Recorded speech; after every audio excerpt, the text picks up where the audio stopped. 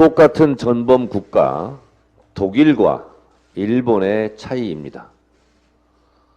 전범 국가 독일의 총리 빌리 브란트 총리는 유대인 학살에 대해 위령탑 앞에서 무릎 꿇고 사죄를 했고, 일본의 총리들은 전범 국가 A급 전범들 위패가 있는 야스쿠니 신사에 가서 고개를 숙이는 장면입니다. 독일은 피해자에게 고개 숙이고 사과하고 있고, 일본은 가해자에게 고개 숙이고 추모, 선양하고 있는 상징적인 상반적인 사진입니다.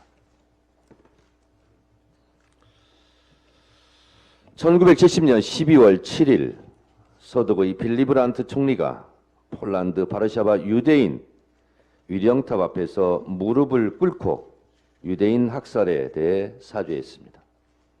그는 수백만 희생자에 대해 언어로 표현하는 것이 불가능할 때 인간이 할 수 있는 것을 했을 뿐이다 라고 말했습니다.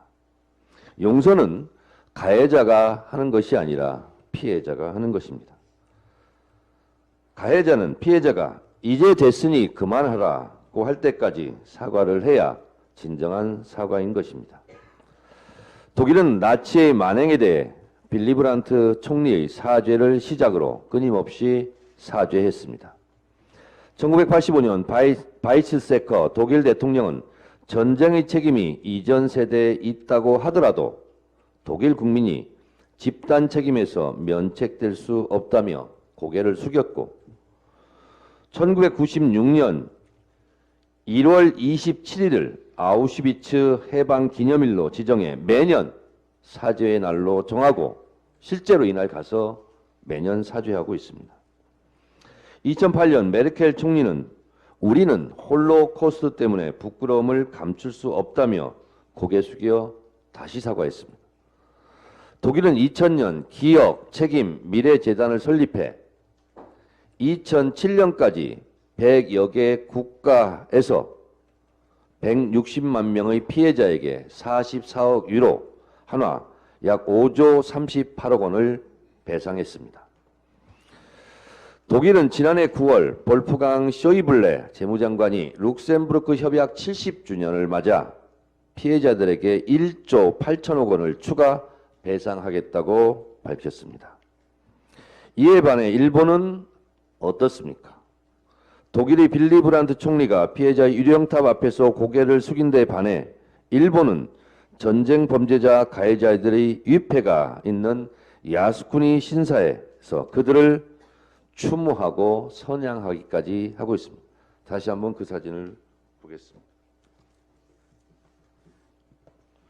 이 장면을 똑똑히 보십시오.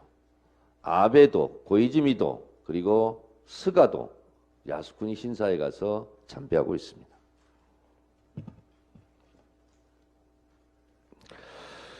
독일은 피해자에게 사죄하고 있는데 일본은 가해자에게 추모 선양하고 있습니다.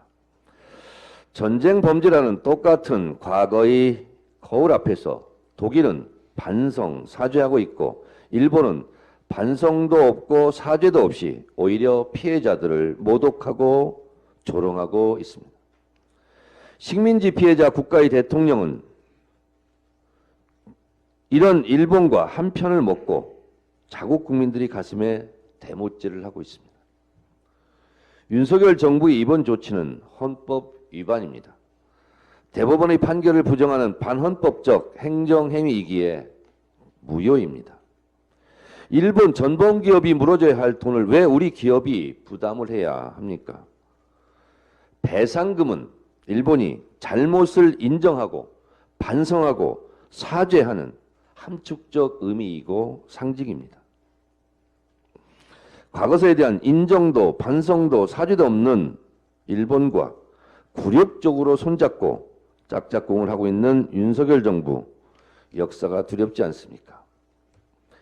정권이 역사를 평가하는 것이 아니라 역사가 정권을 평가하는 것입니다. 현 정권이 역사 해석권, 역사 평가권을 틀어지고 있는 것 같지만 역사는 국민이 써내려가고 국민이 정권을 심판합니다. 그것이 역사의 기록입니다.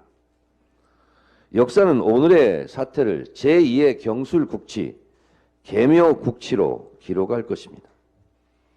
경술국치 이후 외교권, 군사력을 빼앗겼습니다. 계묘국치 이후 굴욕적 외교뿐만 아니라 한미일 군사협력이라는 미명하에 우리의 군사 주권도 심각하게 위협받을 가능성이 높습니다. 저는 이 점이 더 크게 걱정됩니다. 이번 계묘국치는 외교, 안보, 국방 모든 것을 위기로 내몰 것입니다. 정말 걱정됩니다. 제 아버지도 강제징용 피해자입니다. 일본 홋카이도 탄광으로 끌려가 3년간 죽도록 강제 노역에 시달리다 목숨만 간신히 건져서 귀국했습니다. 이번 조치는 제 개인적으로도 절대로 용서치 않겠습니다. 윤석열 정부 하늘이 두렵지 않습니까? 천벌을 받을 것입니다.